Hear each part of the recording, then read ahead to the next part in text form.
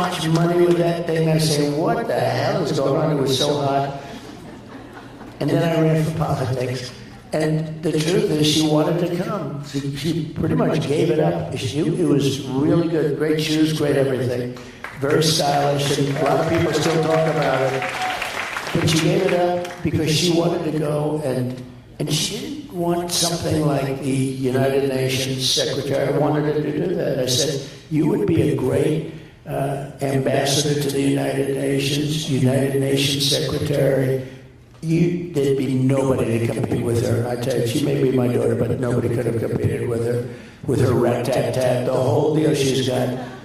And she said, Daddy, I don't want to do that. I just want to help people get jobs. And she would go around, not a glamorous job, but she felt so good about it. She would go around to see Walmart, to see Exxon, to see all these big companies, to hire people. And she had hired like millions of people during the course of her stay. And I mean, always there was nothing ever good. It was just very tough. I think if she were a Democrat, it would have been, it's much easier to be a Democrat, let me put it that way. Apparently you don't have to take any interviews. That's right, you don't have to do anything. We saw that the other night. And you won't see too many more interviews, and I have a debate coming up with this one. And she didn't want a debate. She didn't want a debate. They were not happy about it, but they got the network that they wanted. This network is the worst of all. George Slopadopoulos, you know. But they are the worst in terms of that. So they wanted the network. And you know, it was like with Biden. They came to me, they wanted to do a debate. I said, isn't it a little bit early? Like, you know, we just started. You want to do it now? Yes, so yes. And they thought that if they said it was going to be Dana Bash, who last night was extremely easy. There was no like, why aren't you doing this? Or why did you say 1,000 times that there'll be no fracking in Pennsylvania, and then all of a sudden say, oh, we'll have fracking? It felt like a multiple choice quiz. You would give her like several answers that she could have given. They were feeding it to her. I was surprised, actually. I mean, I was surprised she didn't do a lot of interviews, but she's not good at it, I guess, and they knew that. They knew something that we didn't know. I think she would have been better off if she just did interviews, even if they weren't great. It would have been better than, because now everyone's watching, and now we see she's defective. She's a defective person. And we don't need another defective person as President of the United States. We just had that.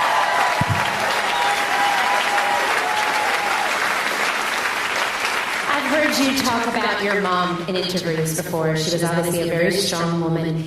Was she hard on you with school? Tell us about your mom a little bit. No, she wasn't. She was great. I had a great mother, great father, very different people.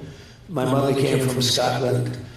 And she came over to this country. These other people from Scotland. You know, actually, that's hidden. Do you know that some of the biggest, smartest, most brilliant leaders in business come from Scotland, and nobody knows it? Or at least, you know, their parents came from Scotland. But Scotland did very well in this country. I'll tell you, it's very, like, we have people, and I know that one group, they're a very successful group. No, she came from Scotland, great place, and she came over just for the summer, and she was 19, I guess, and she met my father, and they had a very long marriage. I said, I'll never top you on that, Pop. You know, you always want to be a little bit better than your father if you can, a little more, and my father loved that. You know, some fathers don't like it. When you have a father that doesn't want his son to be a success, well, you got a problem with a father. But there are plenty of them. I've seen plenty of them. They make it actually hard for the son. But no, I had the opposite. I had a father that loved what was happening. But they met, they fell in love, they got married, and they were married for 6.5 decades. Wow.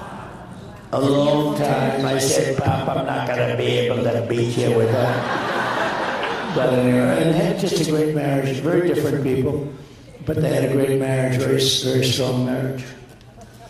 So I want to talk to you a little bit about The Apprentice. Okay. We talk a lot at Moms for Liberty that we're in the middle of a cultural revolution in America. People like to be dismissive and say it's a culture war, but truly the culture is being changed. I look at you as a president, and perhaps our next president, hopefully our next president. That's right. And you are a cultural icon. So you had The Apprentice. It ran for, am I right, is it 14 seasons? 14 seasons, 12 years. We had actually one season where it was on for 3 times during the season. That means they liked it. But it was basically 12 years and 14 seasons. So. How do you think you kept the audience that long? Well, it just worked. I mean, we had Mark Burnett is great producer. He did Survivor, and he came to me, and they rented the Woolman Rink. He wanted to rent it for the finale of Survivor, so it had like this jungle setting facing New York City, right in the middle of Central Park. It was gorgeous. It was beautiful. And he invited me. I didn't know him, but he was a young producer. He was the producer of the Survivor, and it was hot because Survivor was a very successful show on CBS. And I went there and said, wow, this is great. I rented him the rink, so I wanted to see it also, but he invited me. I went there and watched the show. And he said, I really invited you because I have a concept of a show. And it's sort of Survivor with the asphalt jungle aspect of it, right? The Apprentice. And he told me, and I said, wow, that's interesting. He said, I'll only use you. There's nobody else I want to do it. If you don't do it, I'm not going to do it. So I thought about it. And I had an agent from a very big agency, and he said, don't do it, you don't do it. There's never been a business show in history that's been successful. Business shows are not successful in prime time. There's never been, I guess, a business show successful. I said, well, this isn't really a business show. This is sort of a different kind of a show than a business show. It's got a little business to it, but really it's more than a business show. He said, don't do it. He was a very respected guy, actually. He was a good guy, but he told me not to do it, don't do it. And then I made the deal with ABC, and the deal was done. And then Eisner, you remember Eisner, previous guy a while ago, he's heard about the deal, and he broke the deal. He said, I can make a better deal than that, so let's make a better deal. And I got angry about it, and so did Mark Burnett. And everybody wanted us. They wanted us. So we got a call from Jeff Zucker, of all people, from, at the time, from NBC.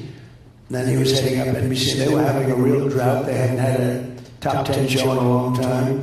And they were not doing well. And I'll never forget, we walked into his office. He took the key out of the door and threw it under the chair in Rockefeller Center. He locked the door. He said, you're locked in. We're not going to leave the room until we have a deal. So we made a deal. And ABC was not happy about it. Actually, the man from ABC that made the deal with us, top person, I think like the president, he quit over this. And he quit. He said, we made a deal with these people. And he was second guessed by Eisner. And he actually quit. And there was a lot of anger about it. But we made a deal with NBC instead of ABC. We did have the original deal with ABC. Anyway, it goes on television. And the first week it was like at number 10, which is very, very hard. And by the way, the agent told me, you've got to break the deal. You're going to be embarrassed because you're going to have a total failure, and you're going to be embarrassed. So it goes on, it opens at 10, which is amazing. And NBC was happy because now they have a top 10 show. And then it went through various things like number 8, number 7, it got progressively better. And it finished up as the number 1 show on television. I'm sitting there, can you believe this? I mean, you remember, it was just... I watched The Apprentice, we love the show, yeah. The finale actually had, of that season, at $42.5 million. It was second to the Super Bowl. It was always the Academy Awards, and we beat the Academy Awards. Since then, the Academy Awards has gone to hell. It's incredible. You know why? Because all they do is, political stuff. They destroyed it. But, so it finished up, and number 1, and I'll never forget, and I enjoyed it. I said, I had the number 1 show, and I didn't even have an agent. And so I get a call from the agent. I'll never forget, 6 o'clock in the morning, he called me. He says, I want to congratulate you. Show's number 1. I said, yeah, it is. Thanks a lot. I appreciate it. He said, could I come over and see you? I said, why? He said, so we could work out a fee. I said, you told me not to do it. There's no way I'm paying you a commission. You told me that they wanted to get a commission. I said, there's no way. I said, if it was up to you, I would have never done it. I got the #1 show. You said I couldn't make it. So there's a little things. But it was successful for years.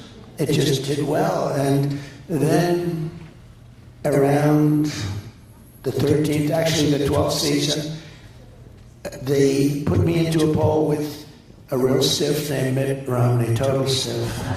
This guy's bad news. He's worse than a rhino.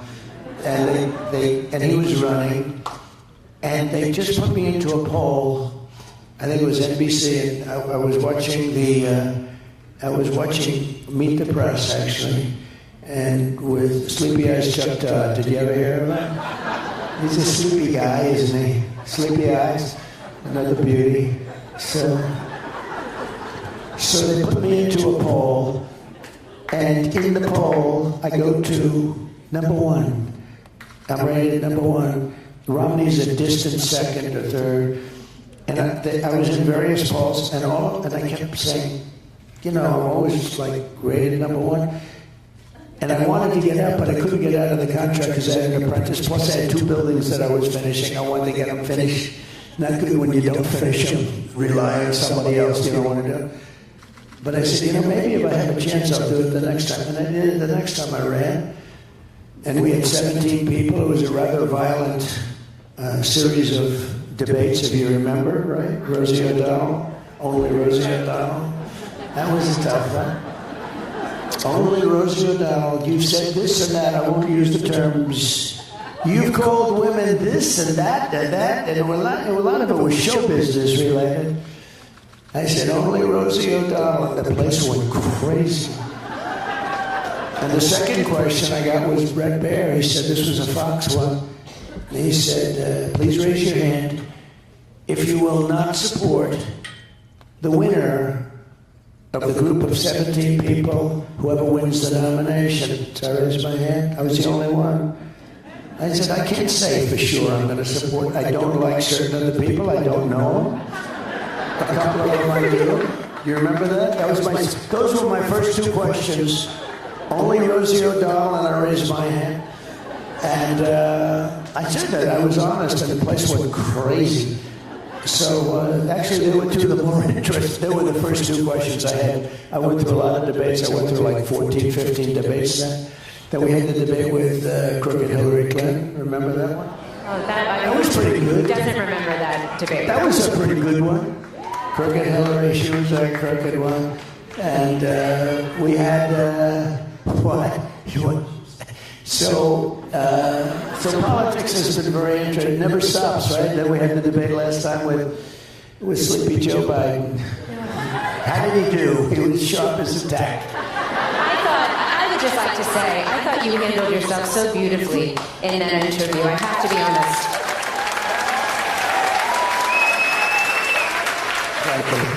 But for many Americans who have watched as their family members have aged and have experienced dementia, it was difficult to watch President Trump. I think there were a lot of parents that were watching with their children, and there was a moment when he had a very hard time collecting his thoughts, and I just thought that you handled it with such grace. So thank you for that. Well, I was a little surprised, and I was surprised by a lot of things. So I came on the stage and I looked, and I looked at him just for a brief moment because I really didn't look at him. I didn't want to look at him. I was angry at him because I think he's done a horrible job for the country. I think he's been the worst president we've ever had. And that includes the worst vice president. She's been rated the worst vice president. And don't forget, she was last in terms of getting the job. She competed for his job. And I think they had 22 people or something. And she was the first one to quit. She bombed.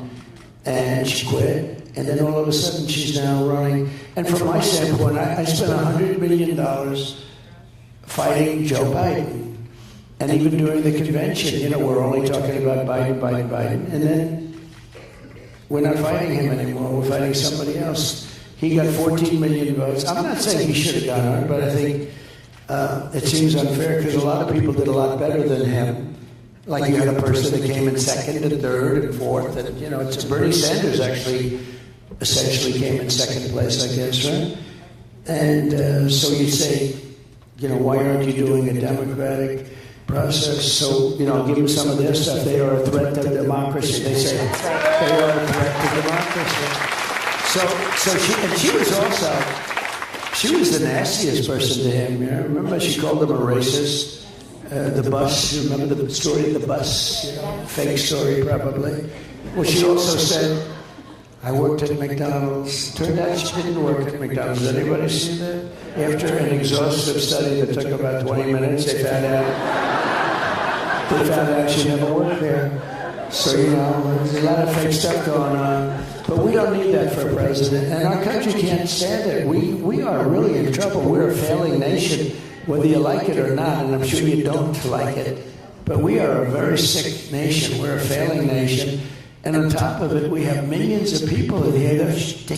We can't have them.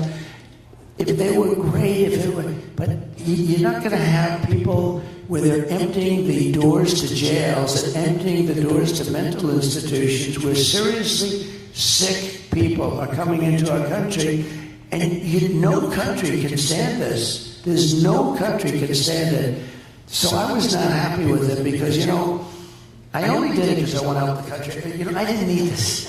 I had a very nice life. Some of you know, I see some of you in here, you know, you've known me for a long time, long before politics. I had a nice life. But even running again, if I thought he was good and I thought he was doing a good job, I would have been happy. But he's doing a horrible job. And, he's been absent for a long time. If you go back 25 years, he wasn't the brightest bulb in the ceiling, I can tell you that. And he was not doing a job. And I've told this, and I mean it, I would have been happy if he were a great president. And I wouldn't have run. I also wouldn't have run if I didn't think I won the election. I think we won that election by so much. If I thought I lost that election, I absolutely wouldn't. I wouldn't have run because I would have lost the election. But I think we did phenomenally. Honestly, we had millions of more votes than we did in the first election. We did great in the first one. We won.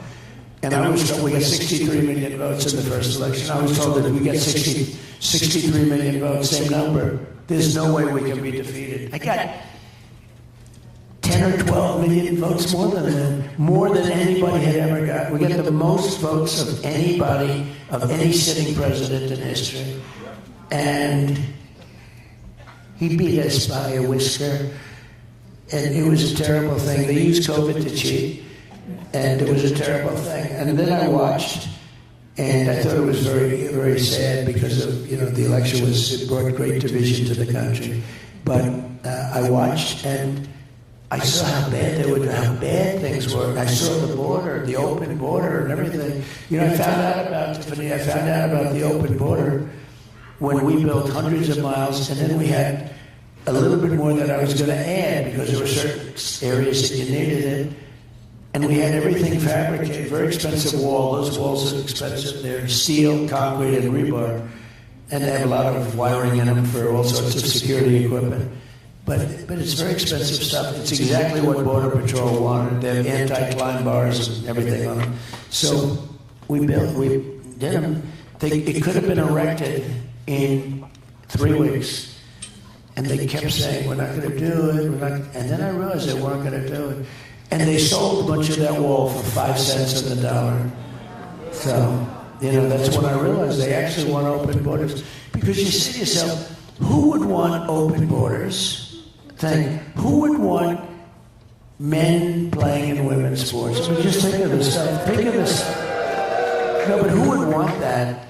All the things. Kamala Harris, apparently. Yeah. No, she wants it. You talk about like cars. I'm a big fan of Elon. Elon gave me tremendous endorsement. It's good, isn't it? You're going to have to send a rocket up to get those people out of there. It's crazy. It's great. I said, what are you sending a rocket up? Well, Elon is a very different kind of a guy. As he thinks, he talks. Whereas a lot of people, they want the words to be perfect and all. and they think less and talk more. With Elon, it's like, well, you know, I'm doing a new stainless steel hub that can get us around the engines much quicker because there's a problem with the type of engine going into space nowadays. And I'm hearing it.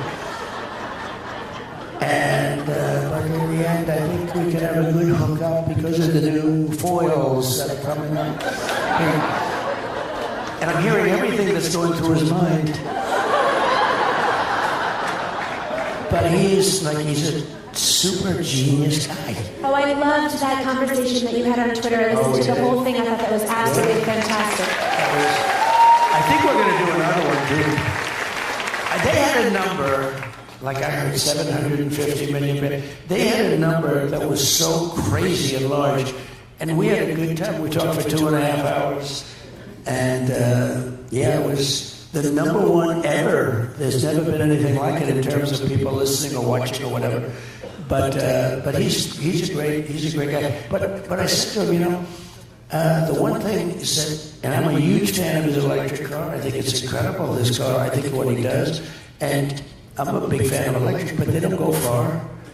And they are expensive. And China does have the material. We have gasoline, more gasoline than anybody else has. I call it liquid gold. We are liquid gold.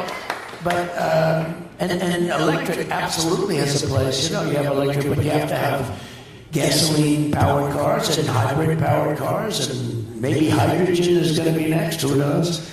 But, the things that they're proposing. It's interesting. I mentioned men playing in women's sports. So the Olympics, we watched the Olympics, right? And did you see the boxing situation? Yes, sir, we did. So you had this beautiful champion Italian female boxer, and she was supposed to be very good against women.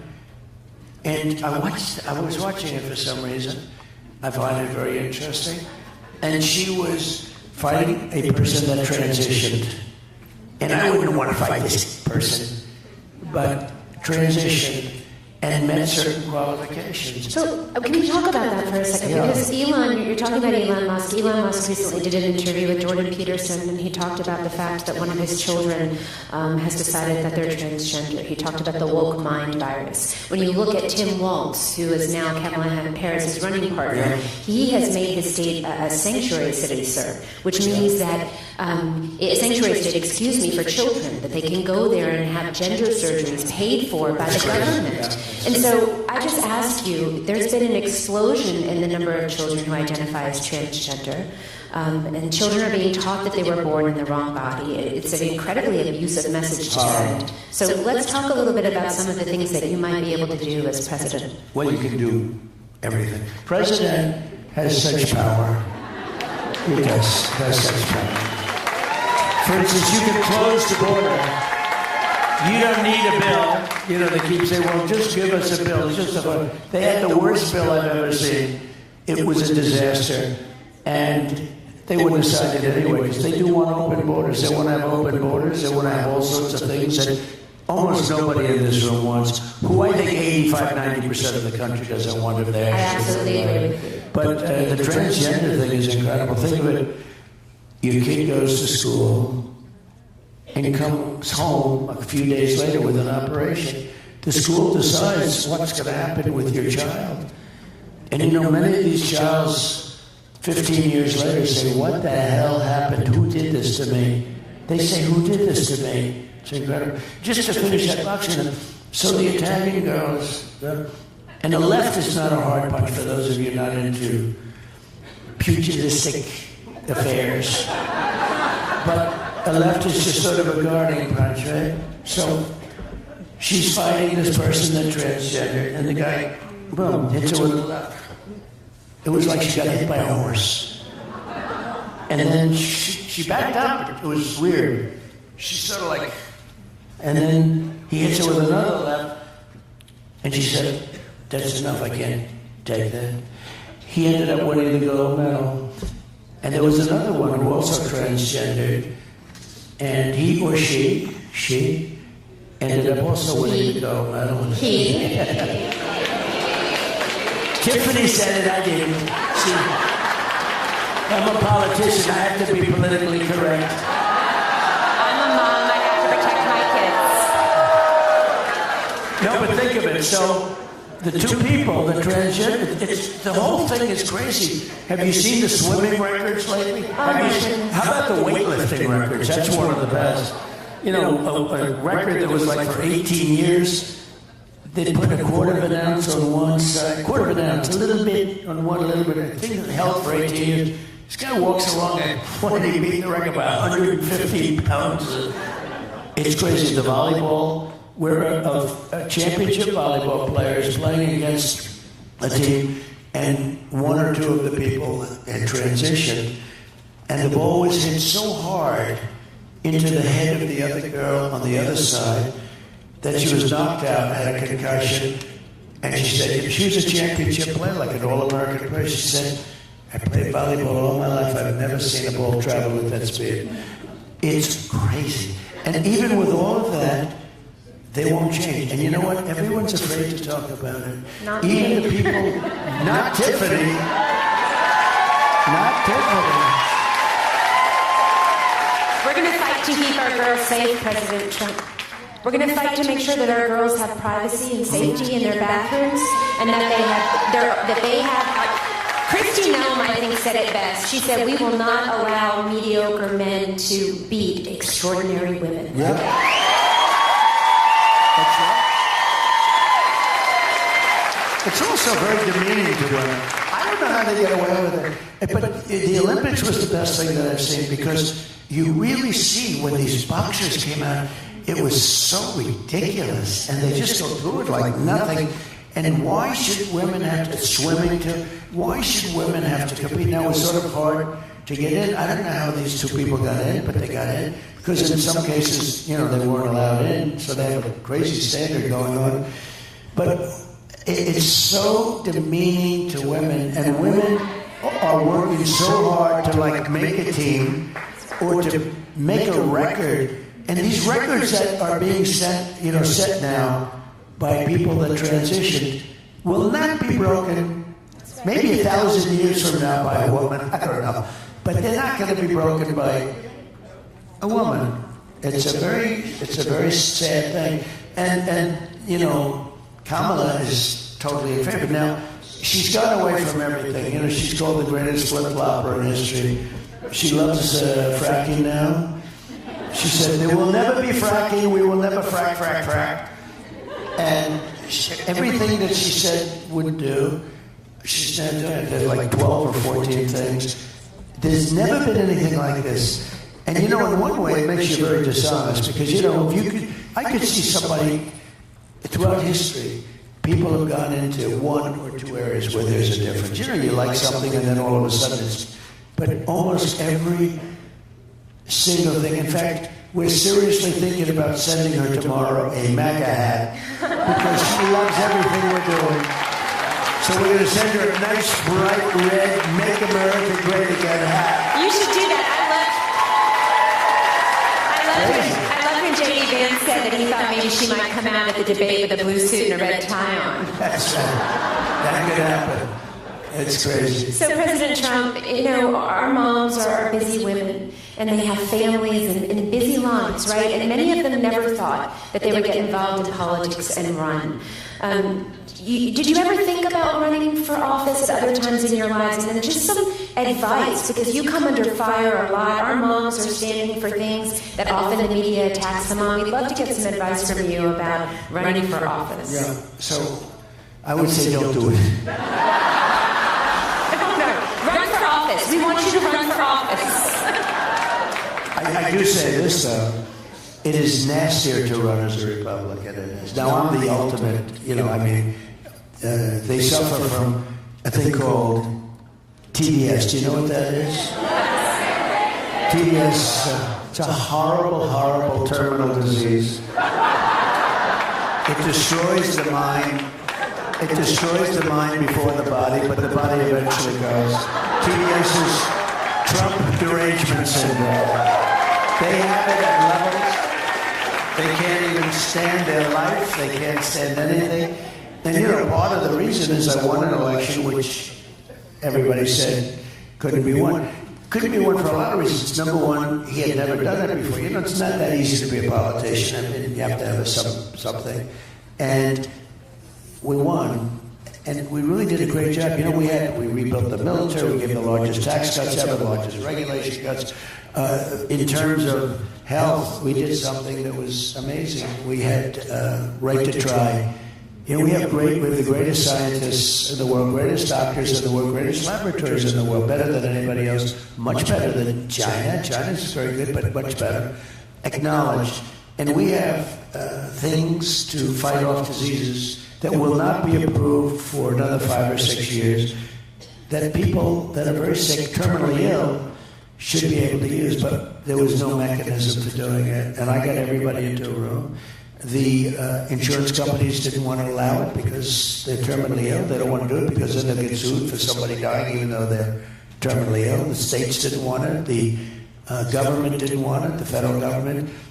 Most of all, the doctors and the labs didn't want it because they didn't want to say that we're going to try to make somebody better. They didn't get better. Now everyone's going to say whatever it is doesn't work. And I got them all into a room, everybody, and I said, here's what we're doing.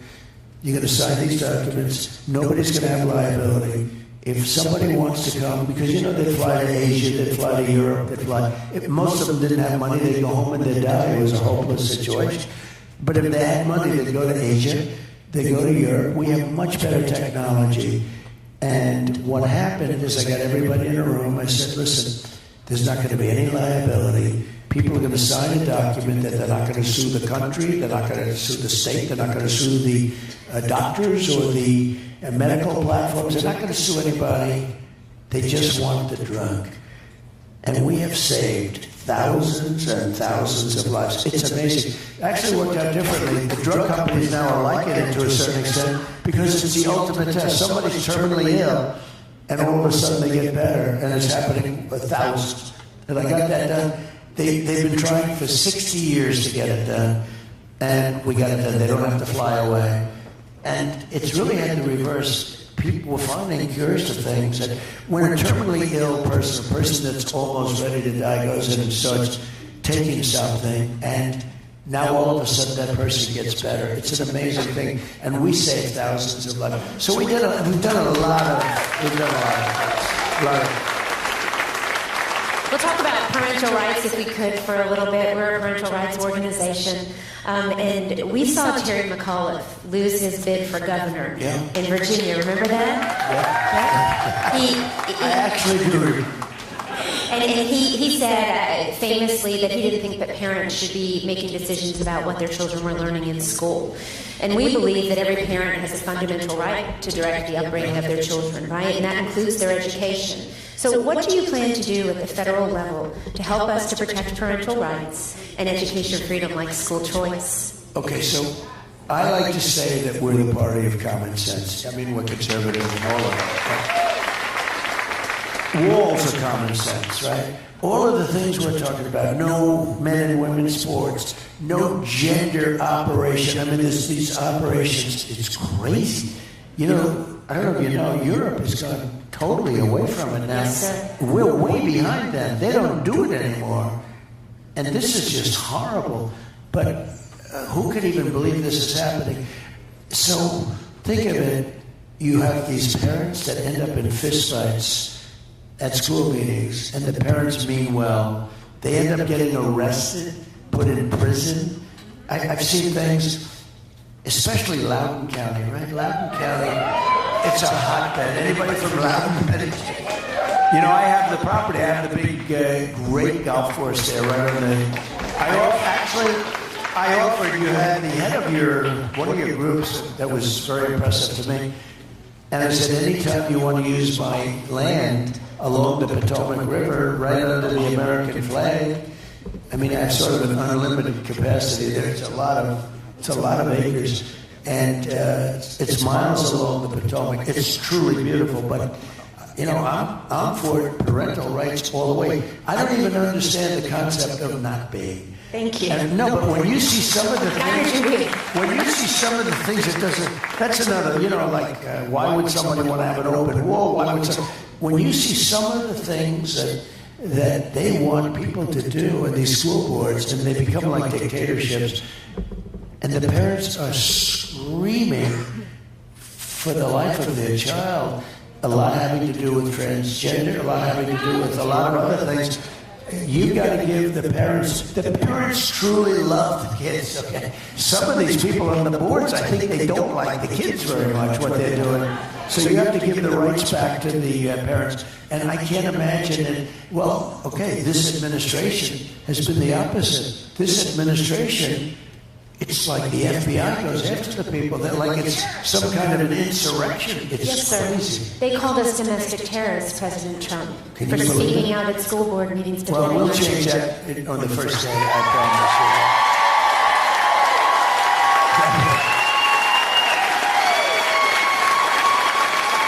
No, can you believe it? You are not a domestic terrorist or a terrorist. We do have terrorists coming in, and they're coming in by the thousands, but you're not one, Tiffany. Thank you very We're going to much. change. And you know, the president can do that very easily. But you just wonder, where's the mindset to take the parents' rights? I see those meetings, and it does seem like Loudon has a lot. You know, that Loudon is the ultimate example of it. It's so vocal. But tell the people in Loudoun County, if you would like to be on the Potomac River, beautiful, having a picnic and talking about taking your rights back, where you're allowed to say, could my son study a little bit of arithmetic instead of something else? Could we teach the kids to read? That's correct. That's right. Yeah, let's teach them how to read, please. So, let them know that would be my honor. Absolutely will, and thank you for that. We appreciate the support. So, Tina Deskovich, the co-founder of Moms for Liberty, and I, we did a lot of interviews, and there's a lot of international interest, specifically Japan. We get asked for a lot of interviews, and we were talking with a reporter, and we said, why is there so much interest in Moms for Liberty in Japan? And he said, we are watching America's light dim. And we're very concerned, and we want to know what you're doing about it, and you guys are doing something. And so I feel like America is slipping back from the freedom and liberty and the beacon of light that we've been. So how will you take us forward? We're a nation in decline. We are. And it's because of the people that we have leading our nation. We are a nation. I say this, and I said it a little bit in 2016, and I meant it. We had a bad border, but it was like unbelievably good compared to what we have now. I mean, we had a bad border, but it was a regular bad border. This is a border the likes of which there's never been anything like it. This is a horrible. Many people are killed coming up in the caravans. It's rough stuff. You go through snake country. You go through. It's just these. What happens? And by the way, remember I said rape when I first came. Well, rape is. Massive percentages of women are being raped and just beat to hell coming up in the caravans. I say this, look, this is a very sophisticated audience. Mothers give their girls big bottles of birth control pills because they know bad things are happening to their daughters coming up. And we're allowing it to happen. We're telling them, come up, we're going to give you education, we're going to give you this. We're getting them to come up. If you say the border is closed, and it is closed, people aren't going to even come up. Those journeys up, when you talk about death, many people are dying, especially women. Many people are dying on the trips up. They're being mutilated, and it is a nasty. And when I first came, I said, I used the word rape. I remember I got great marks for the speech when I first announced I was running. I remember that in the lobby of Trump Tower. And 2 days later, I think the Times called, did you say rape? I got great marks. They said it was a great speech. And then they said, did he say rape? And I said, yeah, I said rape. That's what's happening. Tremendous levels. And after that, it was like, that's when it all began.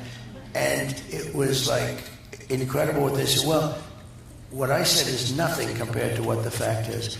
It is a horrible thing. Those caravans are mean. And you have people, 10 to 20, 25,000 people coming up in these massive caravans. and there's tremendous death and injury and problems that nobody would even believe. And we're causing this. But I did mention that word, and now everyone's saying, Trump was right. But you have to go through hell, and you have to say it. And, I respect you so much because you speak up. Like you said, no, we're all for that, right? Very few people would say what Tiffany said a couple of moments ago about something that was a little bit controversial, that shouldn't be controversial at all, but they just wouldn't do it. So when you said that, I said, that's refreshing to hear.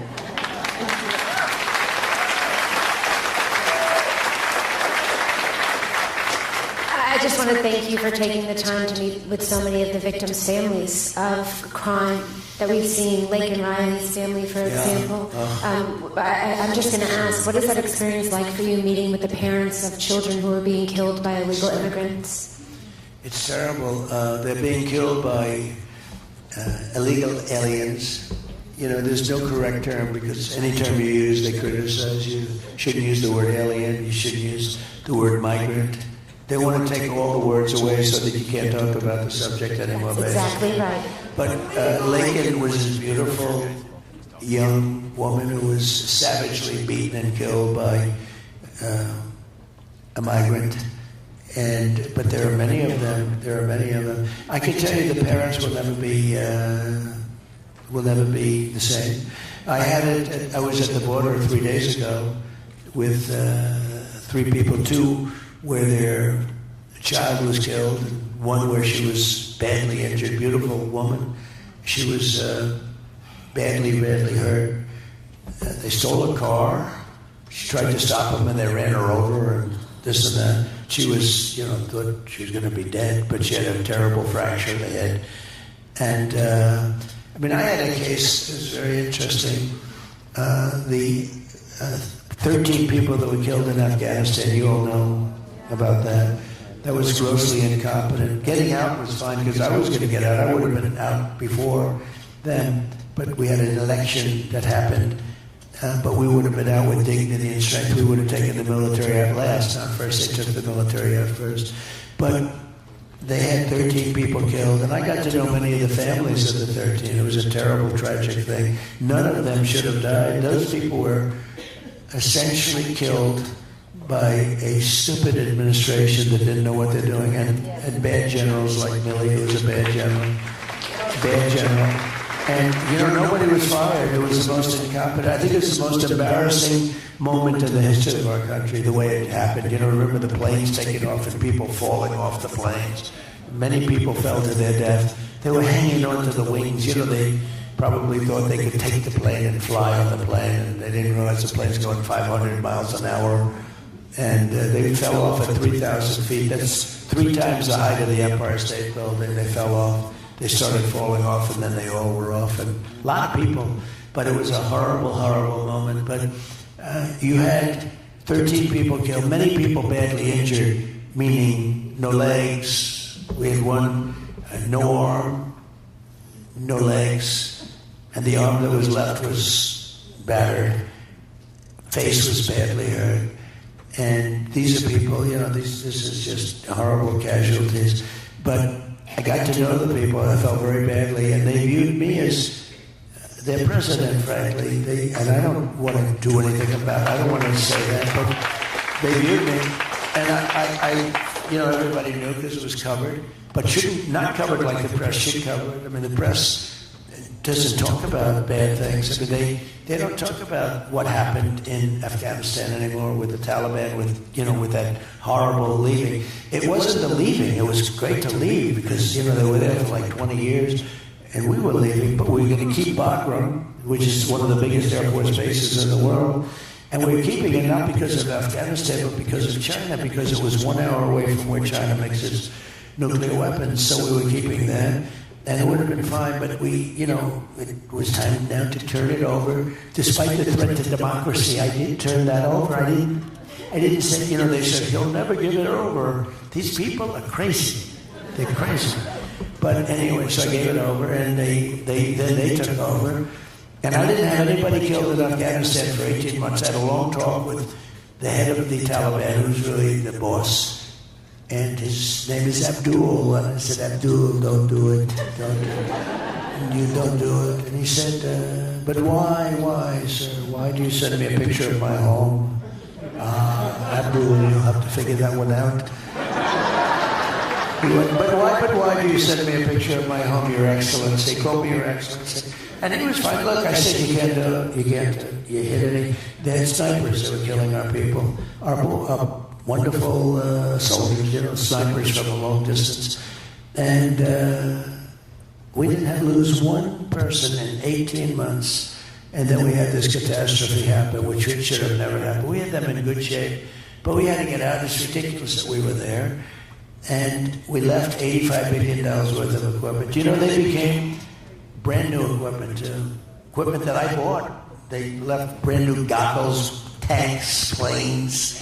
We left it there instead of taking it out. I remember when Milley told me, General Milley, he's one of the woke guys, you know, he was saying, you know all about him, he's bad general. But he was saying, sure, I think we should leave the equipment behind. I said, why? Because I was talking about getting out. And I was going to get out. I brought it down to the number of men, but we had to keep Bagram. You got to keep the Air Force, the big base. Built many years ago for billions and billions of dollars. But he said, sir, we should leave the equipment behind. Why? Well, it's much less expensive. I said, wait a minute. We got a $150 million airplane, and we could fill it up with a little gas, a tank of airplane fuel, and fly it to Pakistan or fly it all the way back home. You think it's cheaper to leave it? And it's a new plane? You think it's cheaper? You think it's cheaper to leave Army tanks where we can put them in a trailer? And take, yes, sir. It's cheaper. I said, this guy is really bad. It's true. And that's when I lost total respect for the guy. I didn't have a lot because you never got good news. I want people where there's good news, you know? Like the general I used to knock out I knocked out 100% of ISIS. It was supposed to take 5 years. It took about 4 weeks, right? We have a great military. I tell you, I had a great general in charge of that, and he knocked the hell out of it. He said, sir, I can do it in about 4 weeks. I said, why didn't they do it before? Sir, they didn't want to really fight. They wanted to be politically correct, sure. But it was amazing. We have, I just say to this room, we have a great military. And our real military is not going to be woke. You couldn't convince them to be woke if you stood at them all day for the next 10 years.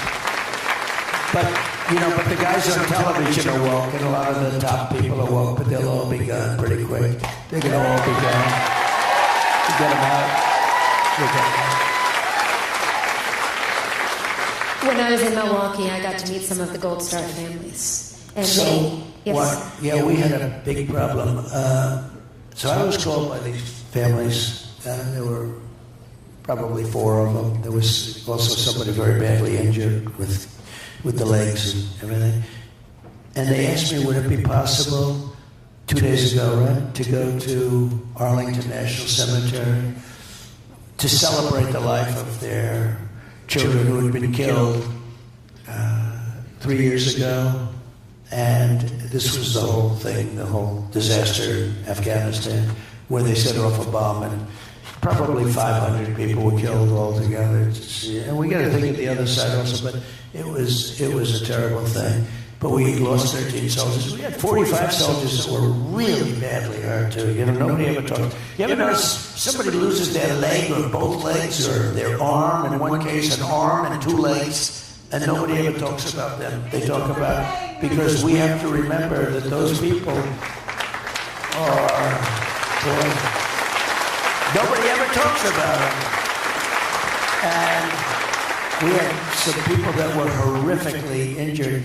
Anyway, they called and they said, sir, would you be able to come? Now, I got to know them because I have a place in Bedminster, New Jersey, which is a spectacular place. And they wanted to know whether they like New Jersey. New Jersey is good. New Jersey has some of the most beautiful things. But so this is a beautiful place. And I had most of the families there about a year and a half ago. And they all wanted to know whether or not I'd be showing up. I didn't know if I could. And when I heard they were there, I went out and I saw them. and they thought I was going to stay for 5 minutes or 10 minutes, shake everyone's hand and leave. I ended up staying with them like for 4.5 hours. We listened to music up with the members. We're on this beautiful deck overlooking everything, and you're looking at the sky, great food, a very luxurious place. I mean, it's beautiful. And we had, I don't know, like 20, 25 people, members of the family of these 13 people, most of the 13. And we ended up listening to music, Elvis and Elton John and everybody. And certain songs were very sad, and I'd point to the sky. I said, your son is looking down at you, and he's very proud. Oh, the people, it was like crazy. I was with him like for 4.5 hours. My 15 minutes, do you think we could get him to stay for 15 minutes? Could he sign something, a picture of my son? So I ended up staying there, and I got to know him. And I got a call a little while ago, like a week, 2 weeks, and they asked whether or not it would be possible to go to Arlington National Cemetery 2 days ago. And also, could I stay for the changing of the guard and the whole thing, which was beautiful. I did that. But it was very tough for me to get there because I was doing something else. I had to get out of something that was not easy to get out of. And I did that, and I did the changing, and then they said, could you come with us to the graves, which is quite a bit away. You had to go into cars and go into, through the cemetery, beautiful Arlington Cemetery. And I did that, and I was getting absolutely killed because they're calling me. They're saying, sir, we got a lot of people waiting. I said, don't worry about it. Let them wait. And I did it. And they're looking at the graves, and they're explaining. One of the mothers was saying, and I've had this a lot, actually. Sir, could I tell you about my son? Yes. She said, sir, he was a good football player. He was a quarterback. He had a very strong arm. And he was playing another team, and it was a long story, and I just listened to it because I saw it was like therapy. She was so proud of him. Oh, they loved you so much, President Trump. They had such wonderful things to say about you when we spoke. So we really appreciate it. It was so good. But so they said, sir, could you take some pictures with us at the graves of our child? And, the child, because the child may be 22 or 24, but that's their child, right? They're not saying at the grave of the man. There's nothing political or anything. This was their child. This was their baby. Could you take a picture with it? And these people are devastated. These people can never, ever be the same. And it was all because of Biden, okay? So I'll get in trouble. I don't care. Get me in trouble. This should have never, ever happened. Nobody should have been killed. They should have left from Bagua, which is this massive base. They shouldn't have left from this little local airport where the whole city ended up piling in and everyone went crazy. And by the way, they shouldn't have taken the military out first. They should have taken the military out last when everything was done. They took the military out, and I could just imagine Abdul, who's smart as hell. Somebody went to Abdul and they said, Abdul, the American soldiers have left. He said, you're a stupid man to say that. Of course that didn't happen. No, Abdul, they've left. I could just see it, the conversation. Then he found out they left. He said, I can't believe it. And once they left, they had a field day. What they did to us was incredible. But they kept everything. But thanks. The people were coming up to me and said, sir, could I have a picture of you at the grave of my son? I said, absolutely. I would love to do that. So the whole family gathered around. We had the beautiful, stone, the marble with the name of the soldier on. Shouldn't have been on it because they shouldn't have been dead. And we took pictures at the different grave sites. And that was it. It was beautiful. And they were all crying. Everybody was crying. It was very sad. They're terrible. It's even worse when there was no reason for it to happen. It makes it even worse. It's one thing, it's a war. But here's the thing. It shouldn't have happened. Just incompetent. It was the most embarrassing day in the history of our country, but it shouldn't have happened. And these kids shouldn't have been dead. And the 45 people that were so badly hurt, and frankly, the 300 people, mostly civilians from the other side, they shouldn't have been dead. just a grossly incompetent group of people. So, thank you for respecting our dead, Mr. President. Thank you very much. Thank you. Just to finish, thank you very much. Appreciate it. So, but just to finish, so I took pictures. I said to people, should I tell this story? I told this story once today. I said, should I tell it? Because I think it's a terrible thing. So I stood with the mothers, fathers, sometimes both, sometimes a sister. There was a sister, beautiful sister, who also had some difficulty because of a war injury. But I stood with different people over different graves and took pictures. I didn't want to take pictures, but I wanted to take them if they wanted to take them.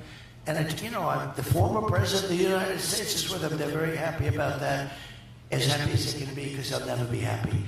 And I took pictures, and that was it. And I left, and we said goodbye, and it was beautiful, actually. And then I get a call that night, sir, we're getting a complaint from the White House that you used the soldiers for publicity pictures and for public relations. And I said, I can't believe it. And I said, I can't believe it. So here's a guy that he killed those people, okay? These people were killed by Biden as far as I'm concerned. And then I get a call, and I'm taking pictures. These are pictures with parents, etc., sisters, brothers, people that are laying in the ground right there, shouldn't be dead. And I get a call. And I actually got a lot of bad publicity. They said, President Trump spent time at Arlington National Cemetery taking pictures of things. It's just so disgusting. And I'll tell you, if you haven't noticed, I get a lot of publicity. I don't need that publicity. I don't need that publicity. It doesn't. I get a lot. I get too much. I'd like to have half the publicity. I want to hire a PR person to get me half the publicity, all right? But it's not really what you hire PR people for. But I just thought it was such a terrible thing.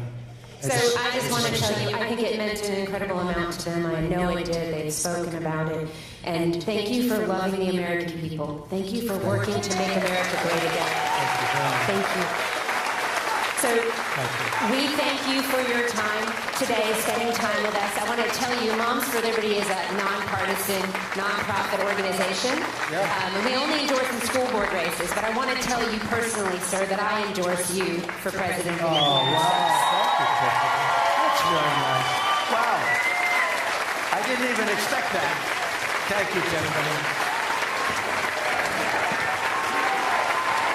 Thank you.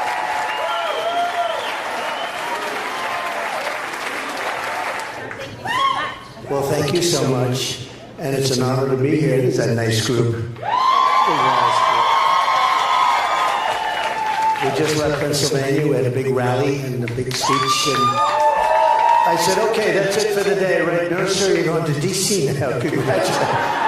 So it's what I heard exactly the group. I knew it anyway, but when they reminded me this was it, this is so important. The job you've done is incredible, really.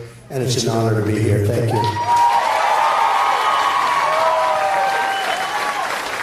Mr. President, we just want to say how thankful we are that you're doing okay. What a scary day that was in Pennsylvania, and you are looking great, and we're so happy that you were able to join us.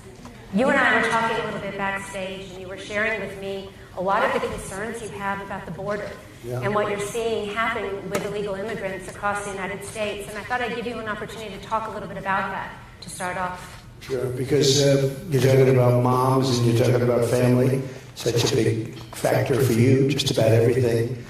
And when you look at what's happening in our country, this is so tough. You know, it's one thing you don't drill oil or you don't do something that you can do with the new group coming in, but millions and millions of people, 21 million people, I think the real number is. You hear 13, 14, 15, like that's not a big number, but it is, but 21 million people.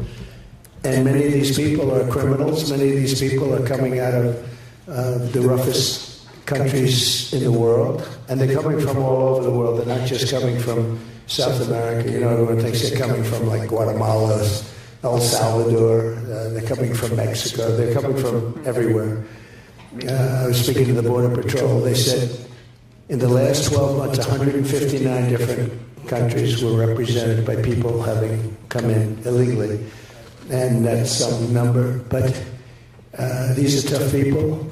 They're coming out of the jails. They're coming out of the mental institutions. They're coming out of prisons. And they're just coming out of, there's a difference between a prison and jail. It's subtle. But I say that they come out of mental institutions and insane asylums. There's a difference there also. And they're coming into our country at levels that nobody's ever seen. And I've been saying for 2 years that this has got to stop. I've been saying for longer than that, but for 2.5, 3 years I said this has to stop. And now it's catching up with us. And you see what's going on in Colorado. I don't know if anybody got to see Aurora. I mean, they're taking over the city. They're taking over apartment complexes. These are young, very tough people. These are tough. They make our criminals look nice. That's the only thing good about them. Our criminals are like nice people by comparison. And if you saw the Colorado thing, and this is happening all over, just not Colorado, but the Colorado thing caught the imagination because there were many of them with the biggest weapons that you've ever seen. And these came from Venezuela, which is emptying out all of its criminals. You know what? Venezuela crime is down like 72% because they're bringing all of their criminals from Caracas and everywhere else. They're bringing them to the beautiful USA. Thank you very much, Venezuela. We appreciate it. And we're allowing it to happen because we have open borders.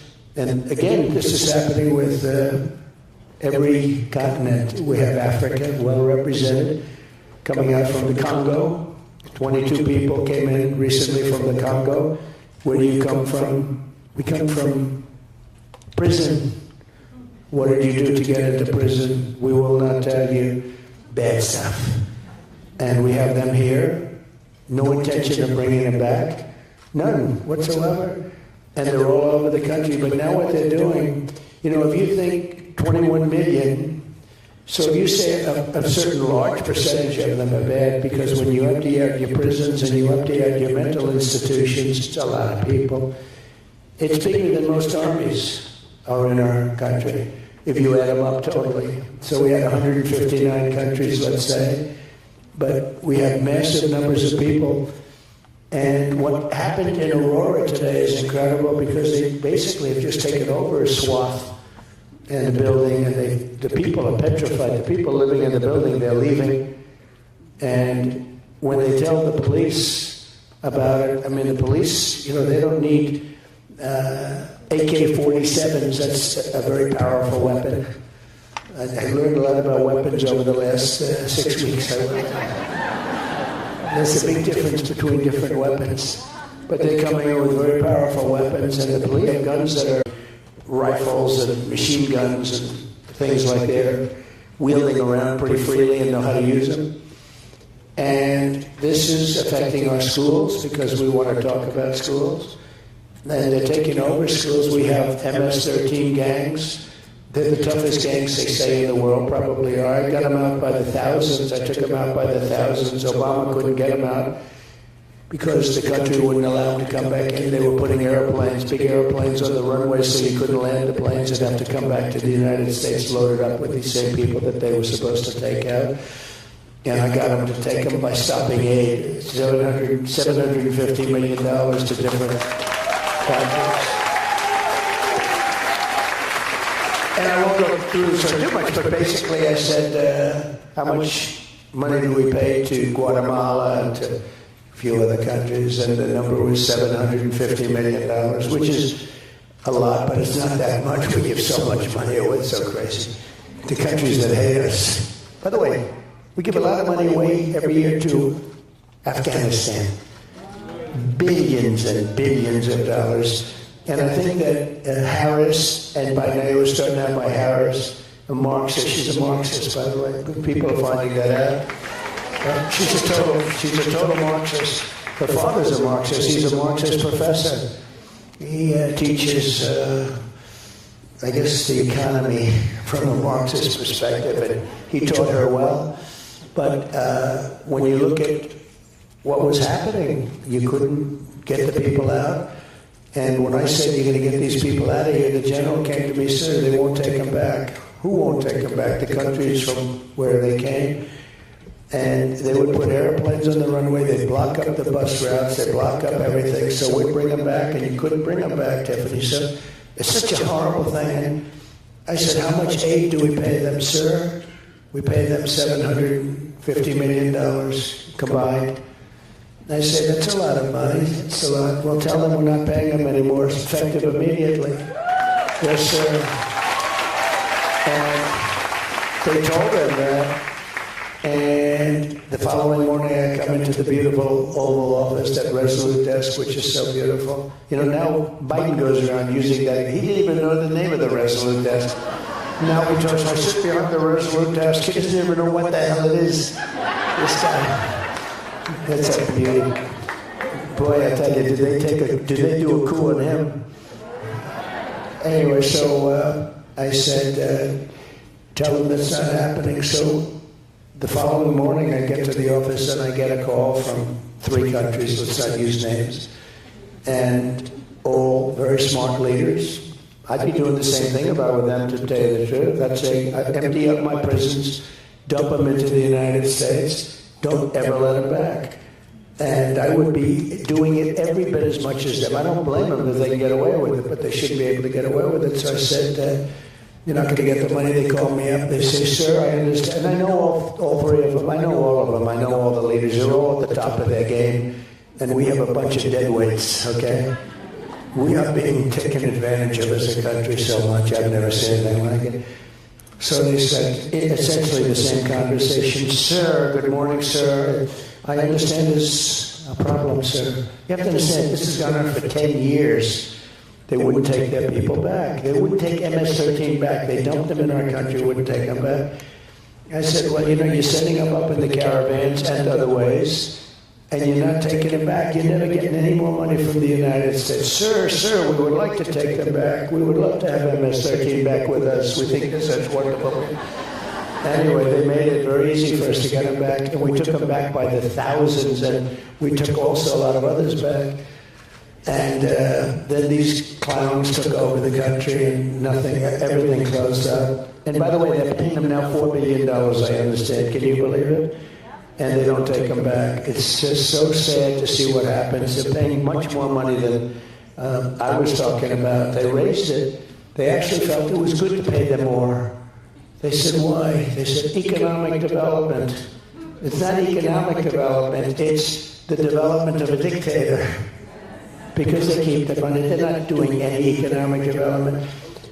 We have the dumbest people in history running our country. Okay? The dumbest in history.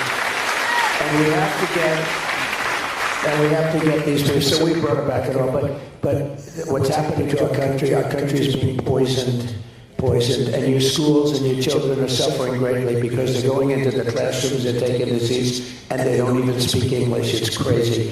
And we have our people that aren't going into a classroom. We have students that were there last year. They're not allowed into the school this year.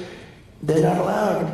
It's crazy. We have our veterans sleeping on the streets, and we have illegal immigrants coming into our country living in luxury hotels above where the veterans are. It's so reverse of what it should be. So I know you love New York City. I'm from New York originally. My dad grew up in Brooklyn, in Flatbush. Yeah, New York.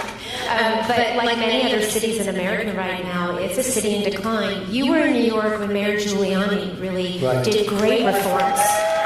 Yeah. He was such a great mayor. And, he also fought for a lot of things that he should have. Hey, he was right about the laptop from hell. He was the one that came out. Rudy was right. Rudy was right about a lot of things. They have a hat. Trump was right about everything. But Rudy was right about a hell of a lot. He was right. He was the first one to see the laptop, I guess. And he revealed what was on there, and everyone hit him hard. He's actually a very brave guy, but he was a great mayor, and he took over the city when it was in really bad shape and very